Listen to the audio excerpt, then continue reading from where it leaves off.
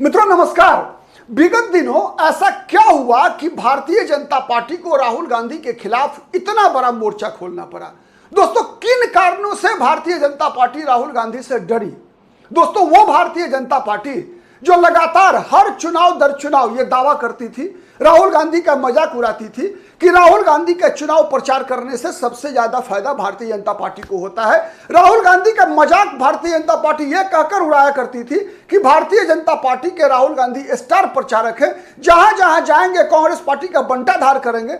उसी राहुल गांधी से इस बार भारतीय जनता पार्टी क्यों इतनी डरी, जिस कारण से संसद से लेकर रांची तक आप देख रहे हैं राहुल गांधी को घेरने के लिए राहुल गांधी के खिलाफ भारतीय जनता पार्टी ने मोर्चा खोल दिया है। और इसमें भारतीय जनता पार्टी का साथ कहीं ना कहीं कुछ विपक्षी दल भी देते हुए दिख रहे हैं। दोस्तों, पिछले वीडियो में मैंने बताया था आपको कि जिस प्रकार से जंतर मंतर के आंदोलन में कांग्रेस पार्टी को अलग थलग करने का प्रयास किया गया अरविंद केजरीवाल एंड कंपनी के द्वारा, उसी अभियान के अंग के रूप में हेमंत सोरेन की भी कहीं ना कहीं भूमिका बन रही है। दोस्तों, लेकिन अब तो हेमंत सोरेन भी फंस गए भारतीय जनता पार्टी आरएसएस की जाल में रांची में। चूंकि अब तो यह स्पष्ट है ना कि रांची में जो आंदोलन छात्रों का चल रहा है, दोस्तों, छात्रों के मुद्दे जेन्युइन है, इससे कहीं कोई इनकार नहीं है। वैसे ही जैसे दिल्ली में आम छात्रों का मुद्दा जेन्युइन था। दोस्तों, मैं इस विचार का शुरू से रहा हूं कि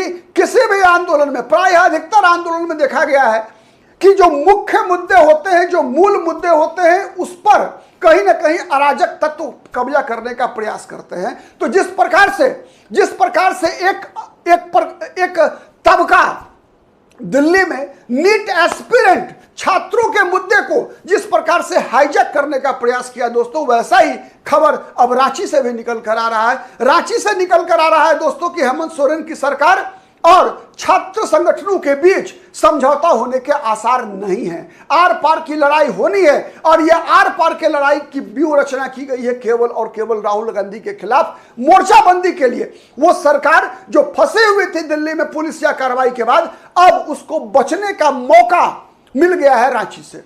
दोस्तों, इसकी शुरुआत केवल आप कहेंगे कि 20 जुलाई को दिल्ली से हुई, तो आप गलत है। दोस्तों, इसकी शुरुआत हो गई थी 4 मई को ही। 4 मई को ही इसकी शुरुआत हो गई थी।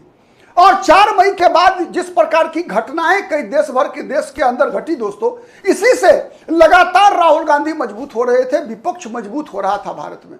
पहली बार नरेंद्र मोदी की सरकार बैकफुट पर आ रही थी और यही वो डर है दोस्तों आज भी नरेंद्र मोदी सरकार के मन में, भारतीय जनता पार्टी के मन में, कि 2029 तो छोड़ दो, 2027 का विधानसभा चुनाव भी भारतीय जनता पार्टी को महंगा पड़ेगा। और उसका लक्षण दिखा दोस्तों 3 विधानसभा सीटों के उपचुनाव में भी। 3 सीटों पर हुआ उपचुनाव में भारतीय जनता पार्टी मात्र 1 सीट जीत सकी, गुजरात की।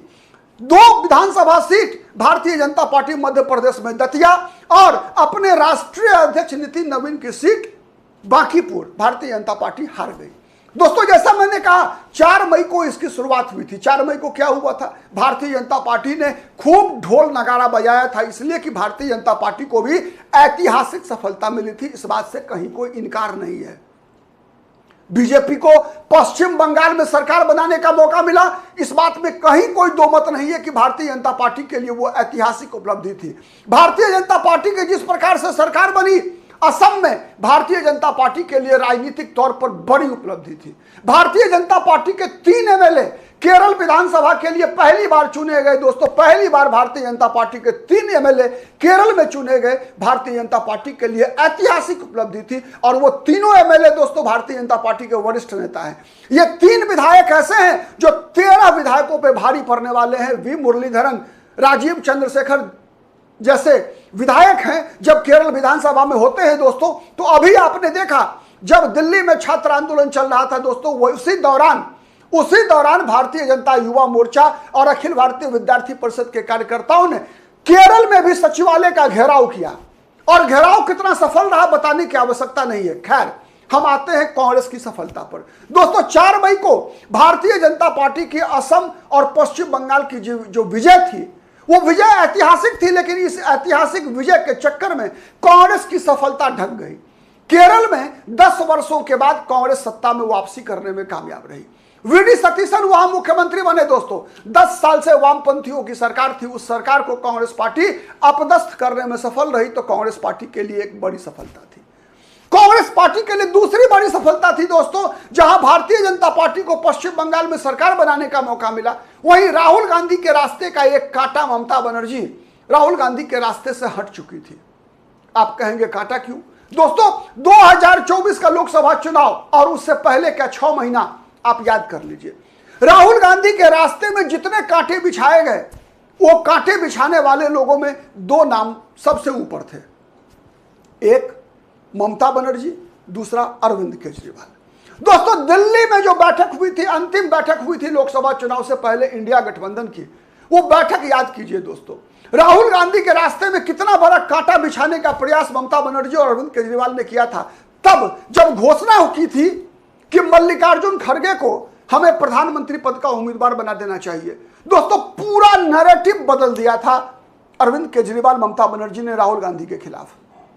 तो दोस्तों 4 मई के बाद जब पश्चिम बंगाल में ममता बनर्जी की हार हुई, तो ममता बनर्जी ने सबसे पहले राहुल गांधी को फोन किया और इंडिया अलायंस की बैठक बुलाने का आग्रह किया। ममता बनर्जी के कहने पर लोकसभा चुनाव के बाद पहली बार इंडिया गठबंधन की बैठक बुलाई गई 8 जून को, और उस बैठक में राहुल गांधी को सर्वसम्मति से इंडिया गठबंधन का नेता चुना गया। स्वीकार किया ममता बनर्जी ने भी, अखिलेश यादव ने भी। वो अखिलेश यादव जो कि विधानसभा चुनाव के परिणाम 4 मई को जब आए थे दोस्तों, तो चेन्नई गए थे एमके स्टालिन को सांत्वना देने के लिए अखिलेश यादव। और सांत्वना देते समय क्या कहा था अखिलेश यादव ने? अखिलेश यादव ने कहा था कि हम वो नहीं जो पीठ में छुरा भोगते हैं। इशारा राहुल गांधी के बारे में था। लेकिन इंडिया अलायंस की बैठक के दिन दोस्तों, जब 1 महीने बाद चुनाव परिणाम आने के बाद इंडिया गठबंधन की दिल्ली में बैठक हुई थी, उस दिन अखिलेश यादव ने भी राहुल गांधी को अपना नेता स्वीकार किया था। दोस्तों ऐसा पहली बार हो रहा था कि भारत में आम आदमी पार्टी को छोड़कर प्राय जितने भी दल है, सबने राहुल गांधी को एक मत से अपना विपक्ष का नेता स्वीकार कर लिया था। याद कीजिए, यह राहुल गांधी के लिए बड़ी उपलब्धि थी। अब तक चुनाव दर चुनाव हर बार भारतीय जनता पार्टी पूछा करती थी कि आपका नेता कौन है, कौन बनेगा प्रधानमंत्री? ममता बनर्जी बनेंगी, अखिलेश यादव बनेंगे, अरविंद केजरीवाल बनेंगे, राहुल गांधी बनेंगे, कौन बनेगा?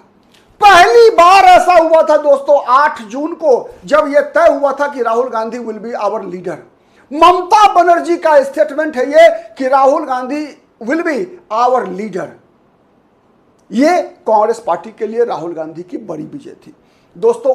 उसी से एक दिन पहले नीट का एग्जाम हुआ था 3 मई को, और उसका पेपर लीक हुआ 12 मई को। एनटीए ने एग्जाम कैंसिल कर दिया।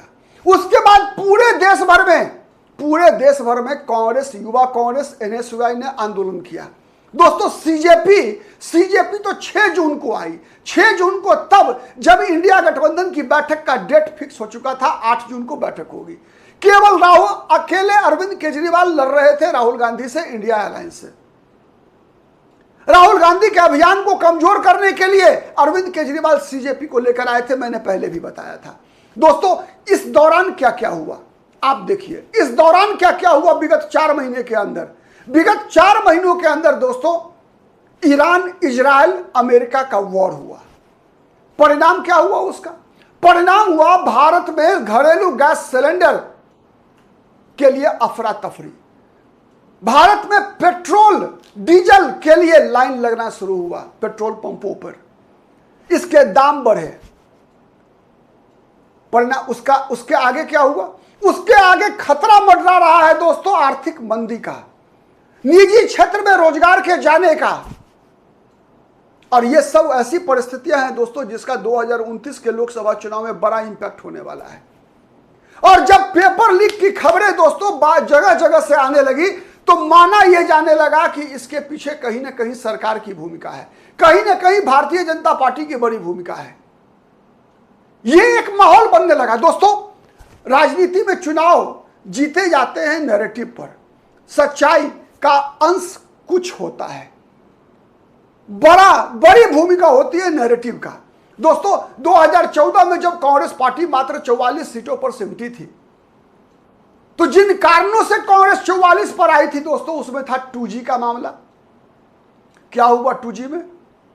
कितने लोगों को सजा मिली है अब तक 2G में? दोस्तों 1989 में राजीव गांधी की सरकार बोफोर्स के मुद्दे पर गई थी। किसको सजा मिली? किसको सजा मिली? हाँ, एक बात तय है कि माधव सिंह सोलंकी की कृपा से, और उसके बाद माधव सिंह सोलंकी की कृपा से, फिर उसके बाद कह सकते हैं जब मनमोहन सिंह की सरकार बनी तो अतावियो क्वात्रोची का पैसा जो सीज किया हुआ था वो उसको रिलीज हो गया। लेकिन क्या गांधी परिवार का कोई व्यक्ति जेल गया? नहीं गया। लेकिन उसके बाद से कभी भी कांग्रेस पार्टी को बहुमत नहीं मिल पाया। एक बात तो तय है। तो चुनाव लड़े और जीते जाते हैं, नैरेटिव से सच्चाई का अंश कम होता है। तो दोस्तों सबसे बड़ी स्थिति क्या बनी? एक माहौल बना छात्रों के बीच, युवाओं के बीच। दोस्तों 2029 का जब लोकसभा चुनाव होगा तो भारत में कहा जा रहा है कि 35 वर्ष से कम के मतलब छात्र और युवा, इनकी आबादी 45% होगी। अब आप सीधा अनुमान लगा लीजिए कि अगर छात्र और युवा यदि राहुल गांधी को अपना नेता चुन लें तो फिर सत्ता परिवर्तन तय है या नहीं है? और यदि विपक्ष एकजुट हो जाए, भले ही अरविंद केजरीवाल के अलावे जितने भी राजनीतिक दल है सब अगर इकट्ठा हो जाए और एकजुट होकर चुनाव लड़े, तो फिर चुनाव परिणाम क्या होगा?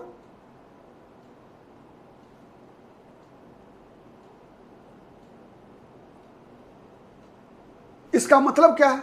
इसका मतलब सीधा दो है कि 2029 के चुनाव में एकमात्र विकल्प राहुल गांधी और सत्ता के खिलाफ छात्रों, युवाओं के अंदर आक्रोश, और आक्रोश का प्रतीक राहुल गांधी। तीसरा कारण मैं बता रहा हूं दोस्तों, अगर अरविंद केजरीवाल अगर कांग्रेस को डिरेल भी करने का प्रयास करेंगे तो 5 साल में अरविंद केजरीवाल राहुल गांधी का कितना बिगाड़ लेंगे? बताइए आप। क्या अरविंद केजरीवाल कांग्रेस को हिमाचल प्रदेश से रिप्लेस कर देंगे? क्या कांग्रेस पार्टी को उत्तराखंड से पहले या दूसरे नंबर की पार्टी से अरविंद केजरीवाल रिप्लेस कर सकते हैं? क्या मध्य प्रदेश में पहले दूसरे नंबर की पार्टी से कांग्रेस को रिप्लेस कर सकते हैं? राजस्थान में कर सकते हैं? यानी आम आदमी पार्टी कर क्या सकती है? कितना नुकसान कर सकती है राहुल गांधी का? लेकिन यदि एक बार राहुल गांधी के पक्ष में जैसा माहौल बन रहा है कि हर राजनीतिक दल राहुल गांधी के पक्ष में अगर एकजुट हो जाता है राहुल गांधी के साथ, जो दिख रहा है, ऐसी स्थिति में अरविंद केजरीवाल कितनी देर तक राहुल गांधी के पीछे पड़े रहेंगे? अंततोगत्वा सच्चाई तो अरविंद केजरीवाल को भी स्वीकार करनी पड़ेगी, वैसे ही जैसे 2024 के लोकसभा चुनाव में अरविंद केजरीवाल को स्वीकार करना पड़ा था। भले ही केवल चुनाव लड़ने के लिए ही गठबंधन तो करना पड़ा था आम आदमी पार्टी को। दिल्ली में, हरियाणा में भले ही दिल्ली में एक भी सीट नहीं जीत पाई न कांग्रेस न आम आदमी पार्टी, लेकिन गठबंधन करने पर मजबूर तो होना पड़ा था। तो दोस्तों ये ऐसे कारण हैं जिन कारणों से भारतीय जनता पार्टी को लगता है कि केजरीवाल से लड़कर तो हम केवल पंजाब में राजनीति कर सकते हैं, दिल्ली से तो सफाया हो चुका अरविंद केजरीवाल का। लेकिन राहुल गांधी से अगर लड़ना है तो पूरे देश भर में लड़ना होगा। तो इसीलिए राहुल गांधी को रास्ते से हटाना, मैं राजनीति की बात कर रहा हूं दोस्तों, राहुल गांधी को निशाना बनाना, दिल्ली में छात्रों के आंदोलन से रांची के आंदोलन में अंतर दिखाना कि देखो रांची में जो आंदोलन हुआ वो किस प्रकार से वंदे मातरम, भारत माता की जय के जयकारे लगाकर लोग आंदोलन कर रहे हैं, लेकिन दिल्ली में क्या कर रहे थे? दोस्तों यकीन मानिए, कहीं ना कहीं मैं तो कई बार कहता हूं कि कांग्रेस साहस कम दिखा पाती है। मैं तो बार बार बताता हूं दोस्तों कि इस देश की राजनीति को मजबूत करने के लिए, देश के लोकतंत्र को मजबूत करने के लिए भारत में 2 राष्ट्रीय राजनीतिक दलों का बराबर की ताकत में मजबूत रहना हर समय आवश्यक है। और इसके लिए इन दोनों राजनीतिक दलों को जब मैं पॉलिटिकल आइडिया के मंच से आपसे अपनी बातें शेयर करता हूं दोस्तों, तो मेरी व्यक्तिगत प्राथमिकता नहीं बचती। मैं प्रयास करता हूं कि मैं न्यूट्रल रहूं। कई दर्शकों का कमेंट होता है, कई दर्शक जब मैं कोई ऐसी बातें बताता हूं जिसमें कांग्रेस की कमियां दिखाता हूं तो उनको लगता है कि मैं कांग्रेस का विरोध कर रहा हूं। जब कभी भारतीय जनता पार्टी की कमियों को दिखाने का प्रयास करता हूं तो उनको लगता है कि नहीं भाई ये तो भारतीय जनता पार्टी का विरोधी है। मैं निर्विवाद सत्य है दोस्तों कि मेरी उम्र है उसके अनुसार मैं किसी न किसी पार्टी का वोट करता हूं, लेकिन मेरा प्रयास होता है दोस्तों कि पॉलिटिकल आइडिया के मंच से मेरा यह प्रयास हो कि मैं मुद्दों पर आपको समझने और समझाने का प्रयास कर सकूं। अब इसमें कितना सफल होता हूं यह तो आप बताइएगा दोस्तों, लेकिन जहां तक इस मामले की बात है दोस्तों, लोकतंत्र को अगर भारत में मजबूत होना है और वो लोकतंत्र राष्ट्रीय एकता के साथ, राष्ट्रीय एकता सद्भाव के साथ, तो इस देश में दो राष्ट्रीय राजनीतिक दलों को बराबर शक्तिशाली होना होगा। आप मानते हैं ऐसा या नहीं मानते, कमेंट करके बताइएगा। आज के लिए इतना ही, फिर मुलाकात होगी किसी अन्य मुद्दे पर, तब तक के लिए नमस्कार।